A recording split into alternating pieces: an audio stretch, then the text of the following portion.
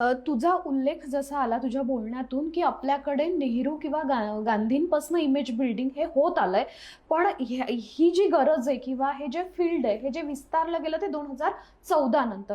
मात्र आपल्या पारंपरिक राजकीय जी पद्धत आहे त्यामध्ये आणि आत्ता ही जी इमेज बिल्डिंगचं हे जे क्षेत्र राजकारण्यांसाठी किंवा त्यांना ती गरज भासू लागली आहे किंवा तशी तुझ्याकडे आता क्लायंट्स येतात म्हणजे ती जाणीव त्यांनाही होतीये. ही जाणीव करून द्यायला काही वेळ जावा लागला का? खूप जास्त वेळ जावा लागला. बेसिकली तुझे एका प्रश्नात खूप प्रश्न होते. तर पहिला प्रश्न असा होता की गांधी आणि नेहरू आहेत तिथपासून इमेज बिल्डिंग. हो, त्या वेळेपासून होती. आपल्याला नेहरूंची जर इमेज डोळ्यासमोर आली तर सगळ्यात पहिल्यांदा काय येतो, एक मस्त रुबाबदार पर्सनॅलिटी. दुसऱ्यांदा काय येतं समोर आपल्या, तर गुलाबाचं फूल. तिसऱ्यांदा समोर काय येतं, सर्वसमावेशक.